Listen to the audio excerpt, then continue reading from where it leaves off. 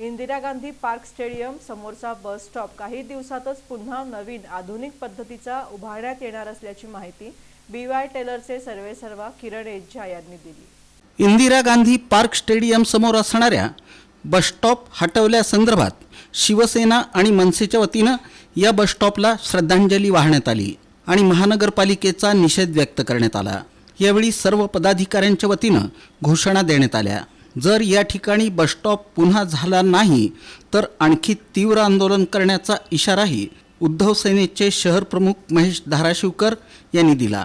या आंदोलनासंदर्भात BY टेलरचे संचालक किरण एज्जा यांना विचारणा करण्यात आली असता त्यांनी या संदर्भात पालिका आयुक्त डॉक्टर सचिन ओंबासे यांच्यासोबत सर्व करार करून घेतला असल्याची माहिती दिली। तसंच हा बस स्टॉप धोकादायक झाला होता। बस स्टॉपला अनेक ठिकाणी गंज लागून तो चिरला गेल्याचं दिसून आलं। इथं असणारे वाटसरू घाण करत असल्याची माहितीही त्यांनी दिली। काही दिवसातच पुन्हा नवीन आधुनिक पद्धतीचा बस स्टॉप उभारणार असून नवीन अशा आधुनिक पद्धतीच्या बस स्टॉपचं डिझाईन तयार करण्यात आलं असून लवकरच बस स्टॉप उभारणार असल्याची माहिती BY टेलरचे संचालक किरण एज्जा यांनी दिली। स्टॉप काढलंय हे खरं आहे, पण जे बस स्टॉप ज्या परिस्थितीत होतं ते आता हे तुम्हाला मी कॅमेऱ्यात दाखवतो। हे असं पूर्ण त्याचं हालत झालं होतं,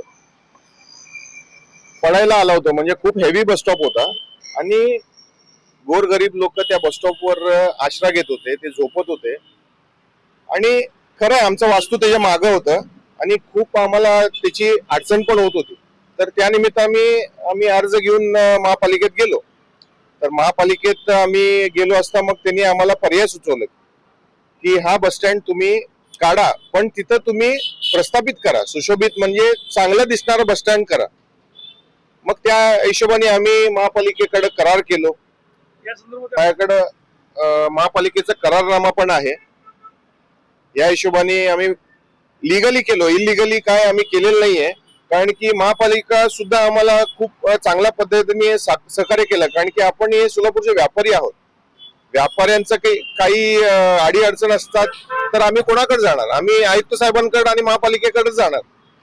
मग आमचा अडी अडचण त्यांनी ध्यानात घेता त्यांनी आम्हाला पर्याय सुचवले की हा बस स्टँड एकदम जर्जर हालत मध्ये झालाय, ठीक आहे ते खरं आहे, ते पडणार होता, तर तुम्ही आमच्यासाठी एक पर्यायी बस स्टँड तुम्ही तयार करून ठेवा।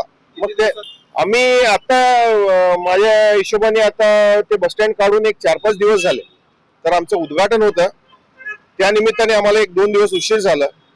आता उद्घाटन झालंय, आज आणि उद्यापासून आमचं काम सुरू होणार आहे। बस स्टँड आम्ही उभं करू, ज्या पद्धतीने आम्ही महापालिकेला आम्ही करार केला त्या पद्धतीने उभं करू।